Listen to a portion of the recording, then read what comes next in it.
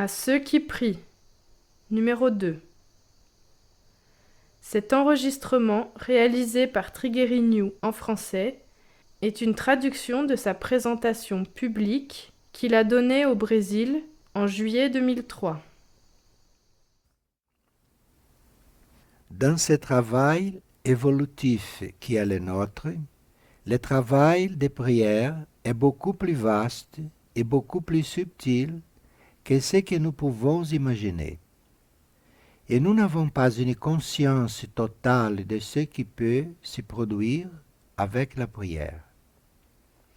Le chemin que nous pouvons faire avec la prière, grâce à notre ouverture pour le plus haut, grâce à notre disponibilité à être en contact avec les énergies du plus haut, avec ce qui est supérieur, le travail de prière, donc, ce chemin, c'est un travail de chaque âme, très vaste, très personnel, vraiment individuel.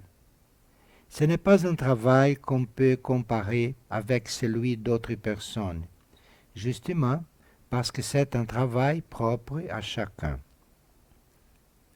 C'est un soutien, un véritable soutien, et si nous avions cette possibilité d'être toujours en train de prier, allant même jusqu'à prier continuellement, la prière pourrait se faire pendant que d'autres choses se produisent.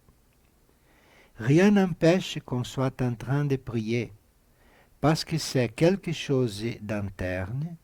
Cela se situe dans l'intention, cela se situe dans le corps mental. En ce moment, nous pouvons être ici et entendre toutes ces choses. Je peux être en train de parler et nous pouvons prier en même temps. Tout dépend de comment nous sommes ici, de quelle est notre intention, de quelle façon nous sommes connectés ici en ce moment.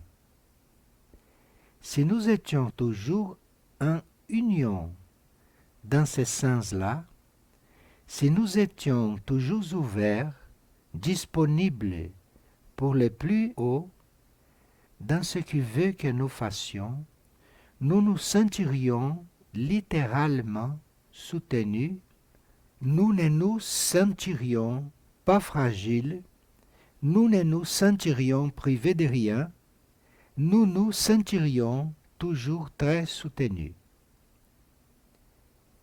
Ceci est l'effet de la prière.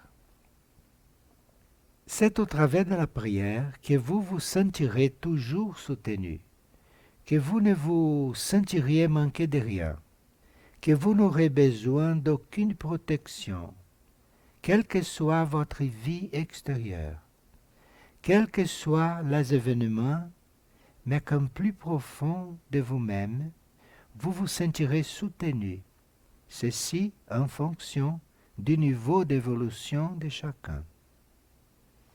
C'est au travers de la prière qu'on arrive à cela. Nous pouvons aborder aujourd'hui quelques points concernant la prière. Et nous verrons que si nous adoptons cette attitude d'être toujours en prière et que nous sommes très à l'aise dans cette attitude, nous verrons que nous rencontrons apparemment toujours les mêmes choses, parce que la vie n'est pas très compliquée. Les événements sont toujours les mêmes. Et nous rencontrons et re-rencontrons toujours les mêmes choses. Mais en même temps, ce n'est pas la même chose. Ça a un autre sens pour nous si nous nous transformons. Dans la prière, il arrive aussi ceci. À mesure que nous abordons les différentes étapes de la prière, à mesure que notre travail de prière évolue, il semble que quand nous prions, nous répétons toujours les mêmes choses, mais ça ne se passe pas comme ça. C'est une répétition, mais sur un autre tour de la spirale, comme si la prière conduisait sur une spirale et que nous montions, que nous suivions les courbes de la spirale. Alors, il semble que ce soit la même chose, mais ce n'est pas le cas. C'est sur un autre niveau de la spirale. C'est un peu plus haut. La prière nous conduit sur cette courbe au-dessus. Même si on fait toujours la même prière, même si on fait une prière traditionnelle tous les jours. Mais quand notre attitude est de don de soi, d'ouverture pour les plus hauts et de concentration, nous découvrons que les événements de la prière peuvent se répéter, mais qu'ils ont une autre valeur. Ils auront toujours une valeur plus élevée et nous verrons ainsi la vie au travers de la prière. Parce que si nous comprenons progressivement cette spirale au travers de laquelle la prière nous amène, si alors nous voyons que la prière semble la même, mais qu'à chaque tour de la spirale, elle est plus évoluée, de cette façon nous apprenons à voir la vie d'une autre façon. Alors, la nuit de la routine, qui vient de l'impression que tous les jours nous faisons les mêmes choses, disparaît, non? Apparemment, ce sont les mêmes choses, mais elles se présentent d'une autre façon. Vous devez être différent devant tout cela. Tout cela vous rend différent. Par exemple, nous prenons des repas tous les jours, et il semble que c'est toujours la même chose. Mais il n'y a aucune raison pour que ce soit toujours la même chose. Cela peut être complètement différent à chaque repas. Et c'est le même cas pour tout ce qui arrive. La prière, quand elle est faite avec discernement, quand elle est faite avec le cœur, quand nous comprenons le travail de la prière nous conduit à une rénovation, même si le travail qui s'y produit comporte certains éléments qui nous sont propres et qui sont toujours les mêmes. Nous pouvons être occupés par une succession de prières, être dans la vie de prière, que ce soit avec le corps émotionnel, avec le corps mental ou avec l'âme. Mais ça n'est jamais la même chose. Chaque fois que vous êtes dans votre corps émotionnel en train de prier, votre corps émotionnel s'affine, votre corps mental grandit en fonction de la façon dont vous priez. Alors, même s'il s'agit d'une pratique quotidienne et formelle, elle est différente. Elle a tout pour être différente. Et étant différente, elle nous conduit sur cette spirale plus haut. Si nous comprenons cet ensemble de choses, nous verrons que quand nous prierons, quand nous serons dans cet exercice et qu'il nous semblera qu'il ne se passe rien, comme par exemple, à certains moments, vous croyez être en train de prier, vous êtes ici en train de faire des efforts et il ne se passe rien. Alors vous verrez que c'est une illusion et qu'il arrive toujours quelque chose. Parfois, nous souhaitons avoir conscience de notre vie intérieure. Parfois, nous souhaitons prier parce que prier vous amène à prendre conscience de votre vie intérieure. Vous allez vous approcher de cette vie apparemment éloignée, mais qui est la chose la plus proche qui existe. Apparemment, vous voulez prendre conscience de votre vie intérieure. Apparemment, vous souhaitez prier. Mais au début, nous nous soumettons à ce travail avec une certaine réserve, parce que nous avons encore beaucoup d'intérêts humains, beaucoup d'intérêts matériels, qui ne nous semblent pas très importants, mais qui le sont pourtant. Et tout cela occupe la place de la prière.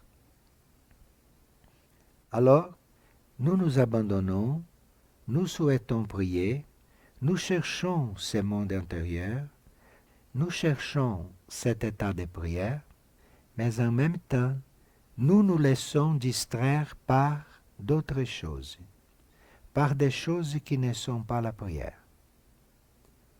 Nous plaçons dans la prière, ou au moment de la prière, nous plaçons notre mental dans les affaires du monde, par exemple, ou dans nos propres activités. Et alors, nous ne sommes pas réellement en train de prier. Nous faisons un mélange. Nous nous occupons indirectement de tellement de choses que nous prions. Et comme ceci se produit naturellement, nous finissons par faire une prière superficielle, parce que nous n'arrivons pas à nous détacher totalement des affaires du monde, des événements, de ces activités qui ne doivent pas entrer dans la prière, qui ne doivent pas être le but de la prière, parce que sinon, tout cela ne s'élève pas. Mais nous avons cette illusion qu'il existe tellement de choses importantes, alors qu'il n'existe rien d'important. Il y a une seule chose importante. Une seule chose est importante. C'est que vous arrivez là, à l'intérieur de vous-même. Tout le reste est secondaire. Mais quand nous commençons à voir cette intention d'arriver là, en nous-mêmes, les choses entre guillemets importantes commencent à s'y présenter. Et nous qui croyons que c'est tout le reste qui est réellement important, nous gardons tout le reste présent et de cette façon, la prière ne se réalise pas. De cette façon, le climat n'est pas créé.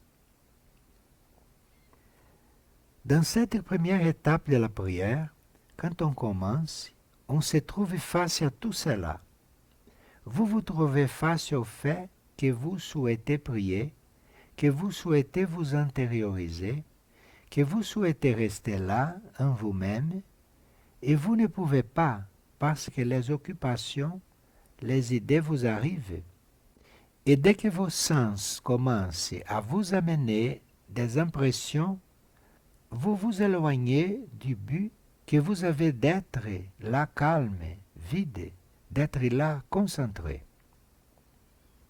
Alors que nous en sommes à cette étape, alors que toute cette vie extérieure interfère dans notre travail de recueillement et de prière, que nous en sommes à cette étape, que nous ne réussissons pas encore à vivre en prière sans que tout cela intervienne, sans que tout cela arrive, alors là, nous avons besoin d'aide. Nous avons besoin d'aide pour pouvoir sortir de cette situation et pour pouvoir entrer dans une autre étape de la prière. À ce moment-là, nous avons besoin d'aide. Alors, c'est pour cela que quand on commence à prier, on prie en demandant, parce qu'il y a cela tout autour, tout cela pénètre notre activité, et cette demande de concentration, cette demande de silence, cette demande de pureté, pour cela est nécessaire. Qui que ce soit qui commence à prier régulièrement, il n'y a personne qui assume ce travail de prière en ressuscitant à dépasser l'étape de demander cette aide. Parce que vous vous asseyez là pour prier, et il y a tellement de choses qui commencent à arriver à vos sens et dans votre être intime, qu'à un certain moment, vous devez demander que cela cesse. Cette demande est très simple. Cette demande est très naturelle pour celui qui commence ce travail de prière. À ce moment-là, il se peut que je n'arrive pas à prier. Alors je demande de réussir à prier. Je demande une aide. ceci est une forme de prière. Cela fait partie de ce type de prière qui est encore susceptible d'être influencé par tout ce qui arrive. Nous réussissons seulement à sortir de cette étape, nous réussissons seulement à commencer à prier sans avoir à travailler pour cela, sans avoir à demander que les autres choses s'éloignent, sans avoir à demander de l'aide pour prier. Nous commençons à sortir de cette étape quand nous commençons à nous passer de ce qui est superflu. Tant que nous avons recours à des choses superflues, tant que nous considérons les choses superflues comme importantes pour nous, la prière reste laborieuse. Parce que c'est justement tout ce superflu que nous retenons, tout ce superflu de la vie que nous intéresse tant, c'est tout cela qui nous empêche de prier simplement, de réussir à éloigner de nous toutes ces choses. Alors, les gens disent, « Mais je n'arrive pas à prier. Qu'est-ce que je dois faire pour prier? Comment est-ce que je fais pour mettre tout cela à l'écart? Comment est-ce que je fais pour me concentrer? » Ceci est lié à toutes les choses superflues que vous utilisez. C'est lié à toutes les superflus qui existent dans votre vie, à tout ce qu'avec quoi vous vivez et qui n'est pas essentiel. Vous sentez comme la prière est liée à la vie? Vous sentez comme c'est une seule et même chose et combien une chose dépend de l'autre? Si vous conservez les superflus, vous ne réussissez pas à entrer dans une prière simple. Vous ne réussissez pas à entrer dans une prière réelle et immédiate à cause de ces superflus que vous accumulez dans votre vie, à cause des choses superflues que vous vivez et qui n'ont pas besoin d'être vécues, des choses que vous créez, des choses que vous engendrez. Ces superflus de la vie apportent à la prière une charge que vous devez éloigner pour réussir à prier. Et lorsqu'on commence à prêter attention au superflu, lorsqu'on renonce à ce qui n'est pas essentiel pour nous à ce moment-là, on voit peu à peu qu'on prie naturellement avec plus de facilité. Tout cela est complètement lié. Nous devons alors persister dans ce travail parce que ceci n'arrive pas une fois seulement et cela ne se fait pas non plus en une seule fois. Chaque fois que vous vous disposez à faire ce travail, vous avez à nouveau l'impression de commencer. Chaque fois, chaque jour, à chaque moment où vous recommencez, où vous entrez en harmonie, vous avez l'impression que tout recommence, que tout se répète et que vous faites encore le même travail, à chaque fois le même travail. Mais ce n'est pas cela, ce n'est pas comme cela. Si vous persistez, même en ayant cette impression, les choses progressent, les choses évoluent, les choses n'en restent pas là.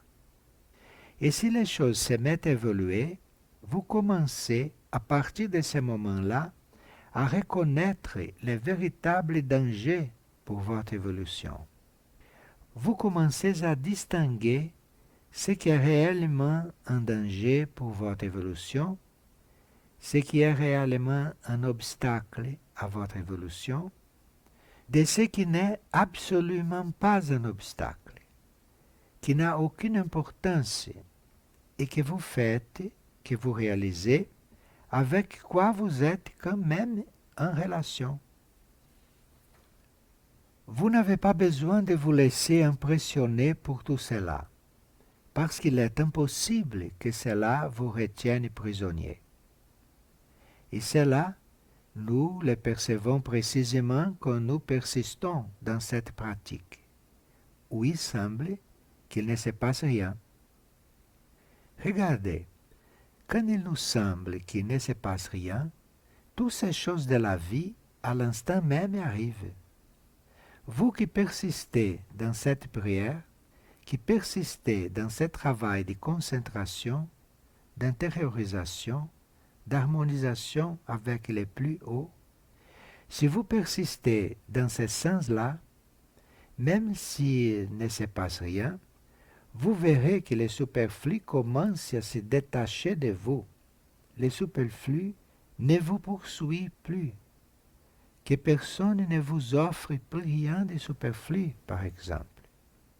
Le superflu commence à s'éloigner de vous et vous commencez à voir très précisément ce qui est un obstacle pour votre évolution, ce qui est indifférent ou ce qui est inoffensif et qui semble un obstacle. Ce qui veut dire qu'alors, vous ne perdez plus de temps avec toutes ces choses-là. Ceci commence à nous arriver même si la prière complète n'est pas encore installée, simplement par le fait que nous continuons à insister, vous comprenez? Apparemment, tout cela est très dur. Il semble qu'il n'arrive rien. Il semble que ceux qui prient, ce sont toujours les autres, mais que moi, je n'arrive pas. Mais si vous persistez, si ce travail continue, même si apparemment il ne se produit rien, si vous restez là, très sûr, les choses arrivent. Vous devenez insensible au superflu. Vous voyez alors ce qui est une chose involutive, ce qui est indifférent, parce que vous n'avez plus besoin de vous en occuper. Vous n'avez plus besoin d'aborder cela, et ainsi de suite. Au cours de cette étape où pour nous il ne se passe rien, où simplement nous insistons, et où ces choses se réalisent, au cours de cette étape, les signes intérieurs qu'on attendait de la prière n'arrivent pas encore parce que nous persistons dans une pratique quasi matérielle. Alors, d'où viennent les réponses qui viendraient de l'intérieur de nous-mêmes si la prière était plus évoluée? La prière n'étant pas encore assez évoluée, il semble que rien ne vienne de l'intérieur, mais si. Parce que dès le moment où vous commencez, toutes ces choses se produisent, sauf que cela n'arrive pas de la même façon que dans le cas d'une prière plus évoluée. Si nous sommes déjà plus avancés dans la prière, les signes internes viennent intérieurement, de façon très claire, non matérielle, et pour nous très consciente. Mais si nous n'en sommes pas encore à une étape avancée de la prière, ces signes intérieurs arrivent quand même, mais d'une autre façon. Ils ne viennent pas au travers de la prière, parce que la prière n'est pas encore prête à les apporter. Mais ces signes se montrent à nous extérieurement. Et si vous persistez dans votre prière, aussitôt quelqu'un vous dit une chose que votre moi intérieur vous dirait, mais qu'il ne peut pas dire parce que vous n'êtes pas préparé à le recevoir, alors vous recevez cela d'une autre façon. Vous le recevez ou à travers d'une personne que vous rencontrez, vous le recevez ou à travers d'une lecture, d'un livre que vous ouvrez. C'est comme si c'était quelque chose de la vie extérieure ordinaire, mais ce n'est pas le cas. C'est le résultat de la prière qui ne pouvait pas arriver de l'intérieur vers l'extérieur, comme cela se produit si la prière est plus évoluée. Ces signes arrivent même quand la prière est encore très simple, quand la prière en est encore à ses débuts. Et donc, je suis là, jour après jour, année après année, en train de faire des efforts pour tenter de prier. Et la réponse intérieure vient au travers des choses externes, parce qu'elle ne peut pas arriver à l'intérieur de ces mécanismes mystiques qui n'est pas encore prêt. Alors, elle arrive par les signes extérieurs, elle arrive par les événements, par les situations, elle arrive par un texte qui vient arrêter mon regard. Ce sont des signes intérieurs, ce sont des choses internes qui viennent à moi d'une façon qui ne ressemble pas à la prière. Nous devrions réellement considérer la vie comme une prière, parce qu'alors tout se rejoint et il n'est plus possible que vous vous sentiez seul, que vous vous sentiez abandonné, privé de quelque chose, parce que tout cela est tellement mêlé à la vie qu'entre prière-vie et vie-prière est cette activité unique. Tout ceci va se dérouler d'une façon que vous allez apprendre à observer quand votre prière se sera approfondie. Nous parlons de tout cela au niveau d'une personne qui commence à prier, qui n'a pas encore atteint une certaine profondeur, mais qui en est à la phase de l'effort pour chercher à faire ce travail. Pendant cet effort, au cours de tout ce travail, il se peut que quelque chose ne semble pas être le résultat de la prière, parce que ce n'est pas cela que nous recherchions, alors cela n'a pas l'air d'être le résultat de la prière. Mais ça l'est, parce que notre mental commence à devenir plus habile, à capter les choses, à comprendre les choses. Celui dont le mental est prêt, celui dont le mental est capable de comprendre ce qui arrive, est quelqu'un qui, dans une incarnation passée, a déjà eu une vie de prière, mais une vie de prière réelle, une vie de prière déjà mature. Alors, dans une vie suivante, il a un mental habile, il a un mental actif qui capte rapidement. Cela, c'est le résultat de la prière dans une vie antérieure. Alors, vous voyez qu'il y a des échos de cette activité, qu'il y a des conséquences de cette activité, qu'il y a des choses qui découlent de cette activité et que nous n'imaginons pas être en rapport avec la prière. La conscience devenant plus active, nous devenons plus éveillés. Nous ne restons pas endormis, nous ne sommes pas vides, nous devenons très actifs. Tout cela est le résultat de la prière et ce n'est pas cela que vous aviez demandé quand vous avez prié. Ce n'est pas cela que vous attendiez.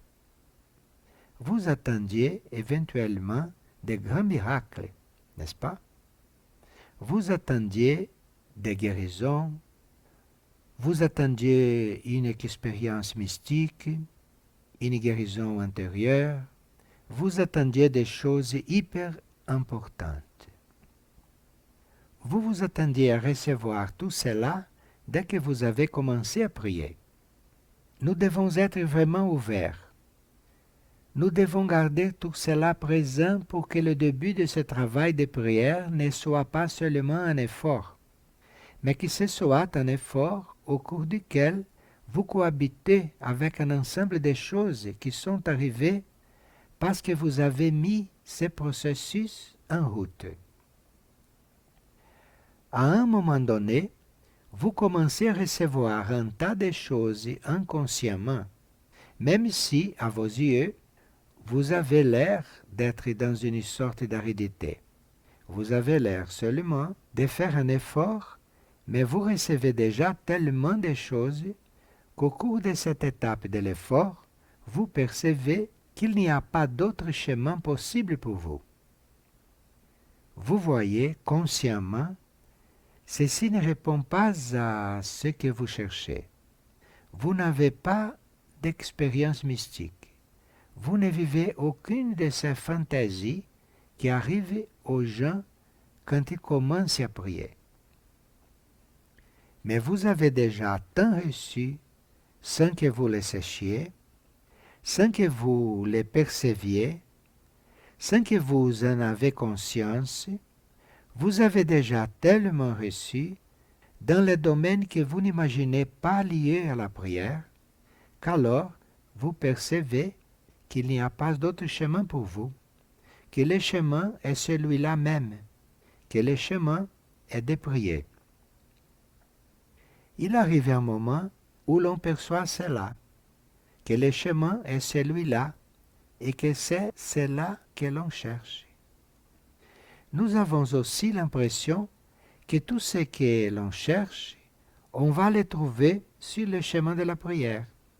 Mais si, dans notre conscience, à ce moment-là, rien ne s'est encore produit, vous avez vu que, alors qu'il semble qu'il ne se passe rien, les choses arrivent rapidement et très légèrement. Il est bon que nous soyons éveillés à cela, parce qu'alors, nous prions sans effort. Il n'y a pas besoin de faire d'effort.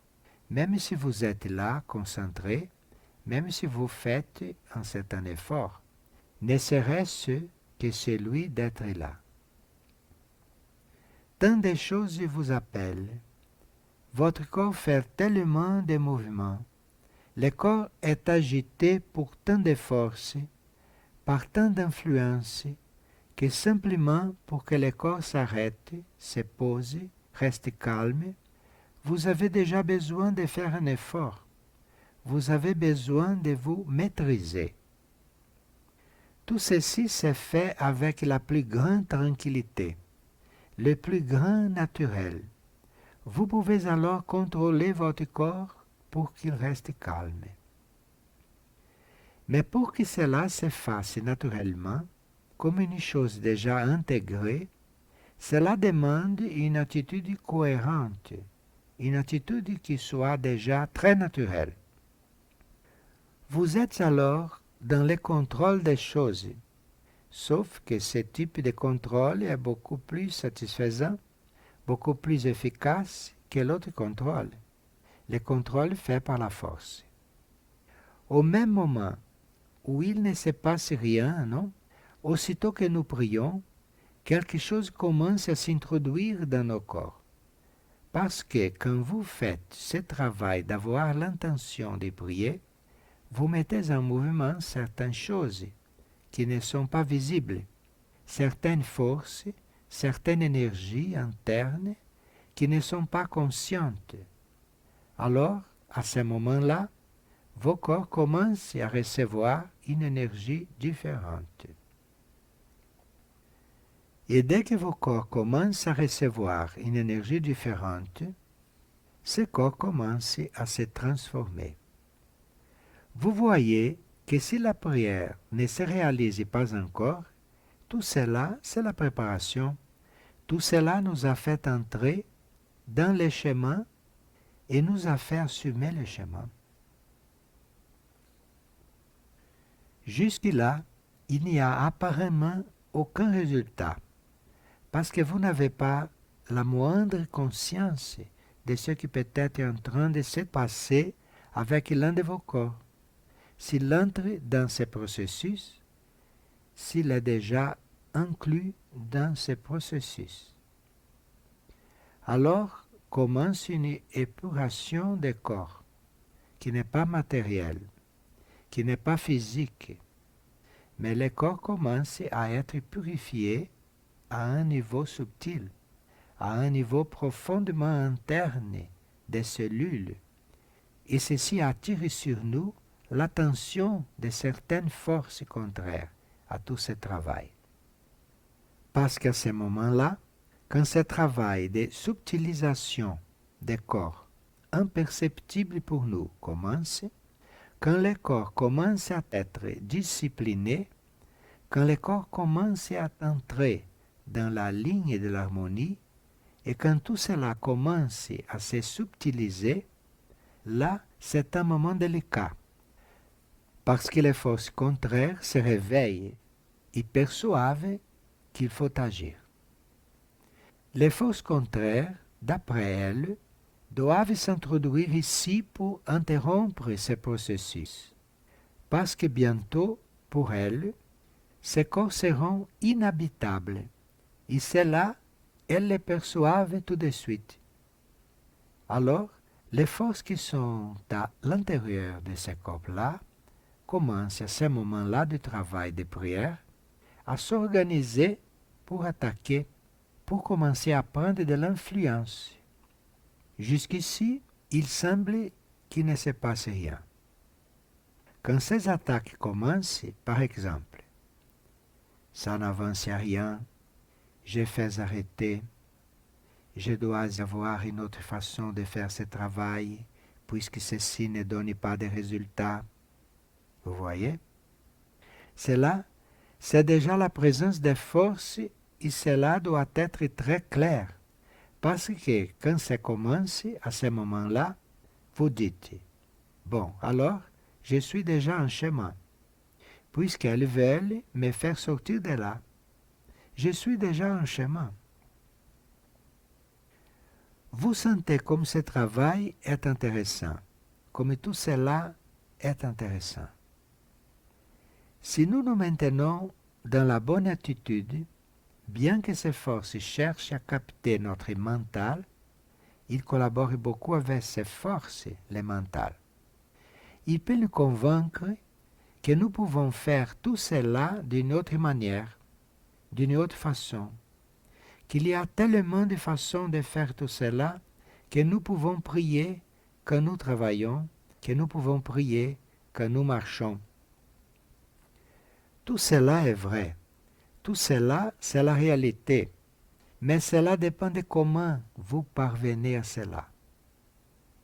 Vous ne pouvez parvenir à cela alors que vos corps ne sont pas entraînés, que vos corps ne sont pas disciplinés, engagés dans ce genre de travail. Alors, dès que ces idées, que ça n'avance pas, que ce n'est pas ça, ou de comment ça sera, dès que ces idées commencent à surgir, vous devez savoir que ce sont des forces contraires qui immédiatement sont prêtes à vous faire sortir de là. Si vous êtes au courant de tout cela et que vous poursuivez dans ce sens, ces forces vont commencer à s'organiser de mieux en mieux. Et vous devrez avoir la foi, vous devrez avoir l'intelligence de ne pas vous laisser prendre par ces forces-là. Laissez-les parler, laissez-les arriver, laissez-les intervenir, mais ne vous laissez pas prendre par ces forces-là. Vous restez dans votre rôle, vous faites ce que vous alliez faire, et vous ne vous occupez pas de ces forces. Si vous ne vous occupez pas de ces forces, si vous continuez ce que vous faisiez, et si elles essaient de dépasser une certaine limite que vos corps ne supporteront pas, ou que, en tant que conscience, vous n'allez pas supporter, à ce moment-là, vous commencez à être aidé intérieurement, ou vous commencez à être aidé par ces énergies, par ces forces ou par ces êtres que votre travail de prière attire. À ce moment-là, vous commencez à être aidé par ces groupes de prière, par ces groupes qui font partie du travail de prière et qui incluent les êtres spirituels qui servent celui qui prie. Ce sont des énergies disponibles pour nous venir en aide quand nous en avons besoin. Alors, quand il semble que ces forces déjà bien organisées vont nous dominer, si nous poursuivons dans ce sens-là, c'est là que l'aide vient. À ce moment-là, la prière apporte l'aide même si on ne demande rien, même si on n'a pas conscience de ce qui se passe. Cette aide qui arrive, c'est pour nous un changement assez grand dans la vie, parce qu'elle est venue pour vous maintenir dans votre exercice, dans votre attitude, dans votre travail. Sans cette aide, vous ne pourriez rester stable, parce que ces forces sont réellement très fortes. À un moment où nous ne savons pas encore totalement nous comporter avec elles, parce que nous n'en sommes pas encore à un niveau de prière approfondi. Alors, cette aide arrive. Elle arrive pour que je continue à prier. Mais en réalité, l'aide sert pour tout. Si l'aide arrive, nous commençons à être aidés en tout, ou nous commençons à être aidés en presque tout. Cette aide commence à s'infiltrer jusque dans notre vie pratique, jusque dans notre vie humaine. Cette aide est arrivée parce qu'il était nécessaire que vous ne vous trouviez pas sous la coupe de certaines forces, venues empêcher un travail sacré que vous êtes en train de faire, un travail en rapport avec toute cette lumière intérieure prête à entrer en contact avec vous. Cette aide est alors si réelle, cette aide est tellement prête à transformer les choses qu'elle agit de telle façon que vous commencez à faire de bonnes actions. Tout de suite, votre vie change. Cette aide qui est arrivée pour votre prière, cette aide qui fait partie du sens de votre prière, cette aide commence à s'infiltrer dans votre vie et vous vous mettez à faire des choses utiles, vous vous mettez à faire de bonnes actions, vous commencez à travailler avec les choses évolutives. Vous sentez comment cette aide arrive? Alors, grâce à cette aide qui est arrivée, vous commencez à vous donner entièrement ce que vous avez toujours voulu faire. Sans cela, vous n'auriez pas réussi. Ce matériel humain qui est le nôtre n'est pas fait pour ces choses subtiles. Il est fait pour des choses denses, pour des choses externes. Nous avons besoin d'aide pour transformer cette situation, pour faire en sorte que ce matériel humain fasse les choses du bien. Réussir à construire quelque chose d'évolutif et de positif nécessite de l'aide, vous savez. Il ne suffit pas de vouloir. On a besoin de cette aide qui nous arrive, une aide qui vient pour que vous vous mainteniez dans cette ligne évolutive. À ce moment-là, ceci vous imprègne, ceci fait partie de vos corps. Alors, vous commencez à avoir une certaine attention. Il ne s'agit pas d'une attention psychologique. Ce n'est pas une peur, non. C'est la propre réponse de vos corps à certains compromis dans lesquels vous étiez entrés, alors que maintenant, c'est comme si vous ne pouviez plus entrer dans ces mêmes compromis. Au sujet des choses simples, vous savez, des choses apparemment banales, comme par exemple dire un mot superflu, parler d'une chose qui n'était pas nécessaire, ce qui est une attitude normale chez les gens. Quand vous commencez à vous laisser guider par cette aide, vous n'avez plus la force de dire un mot inutile. Il ne sort pas de votre bouche, comprenez? Vous n'avez aucun effort à faire. ça ne sort plus. Pour faire une critique, par exemple, une de ces critiques qu'on fait normalement, pas une observation, parce qu'une observation peut être importante, mais une critique, cela ne sort plus de votre bouche. Cela n'a plus de force. Il n'y a plus de source en vous qui émettent cela.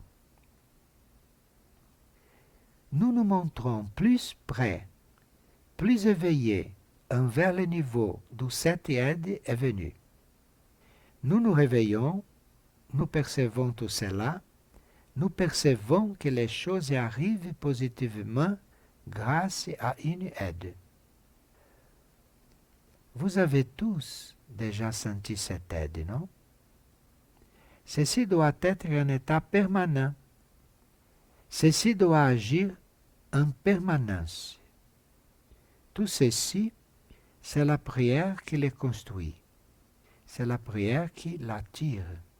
C'est en priant qu'on arrive à être en permanence sous l'influence de cette aide.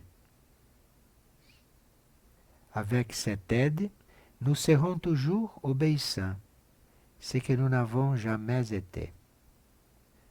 Alors, à ce moment-là, commencent à apparaître toutes ces qualités, toutes ces caractéristiques qui, sur le plan humain, ne viennent pas à la surface, mais qui existent, qui commencent à exister, qui commencent à arriver grâce à l'aide que nous recevons. À ce moment-là, beaucoup vont demander, mais si je n'ai jamais fait ce travail, comment est-ce que je peux être autant aidé?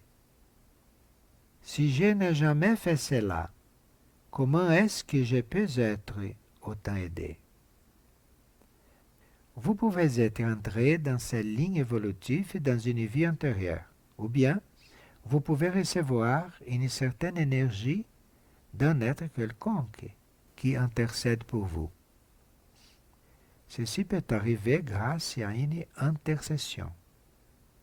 Intercession, cela veut dire un niveau, quelqu'un, ou une énergie qui a un lien karmique avec vous, qui a une relation antérieure avec vous, qui a déjà réalisé cela et sait que cela se produit déjà. Alors, tout cela intervient en vous et fait en sorte que cela commence à se produire en vous. Vous êtes aidé et vous reconnaissez vous-même que vous n'avez aucun mérite. Vous êtes aidé à tout cela et vous ne priez pas. Donc, ou bien ceci est déjà réalisé en vous, ou bien vous faites ça inconsciemment, ou bien il se produit à ce moment-là une intercession à laquelle vous avez droit. Nous avons vu bien sûr la différence entre intercession et interférence, n'est-ce pas? Parce que l'interférence est une chose qui ne vous appartient pas. L'interférence vient pour provoquer quelque chose à quoi vous n'êtes pas préparé, pourquoi vous n'êtes pas prêt. À cause de l'interférence, cela arrive. L'intercession n'a rien à voir avec l'interférence. L'intercession est une activité par laquelle ce qui nous appartient arrive jusqu'à vous, même si vous n'avez rien fait pour le recevoir. Mais cela vous appartient, c'est à vous depuis le début. Et l'intercession fait en sorte que cela s'active, fait en sorte que cela arrive. Cela arrive avant que vous l'ayez mérité, mais cela nécessite que l'être soit dans cette harmonie, dans ce processus d'éveil, dans ce processus d'activité. Bien, tout cela est prêt.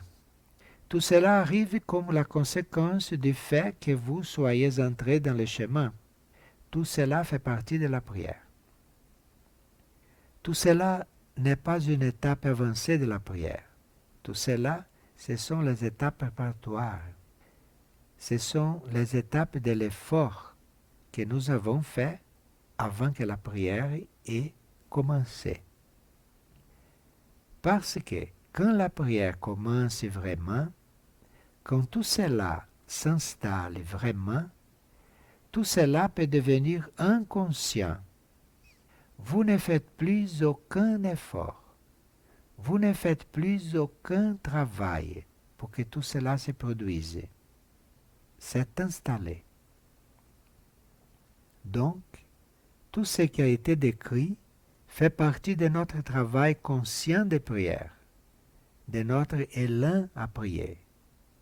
Tout cela fait partie de l'impulsion.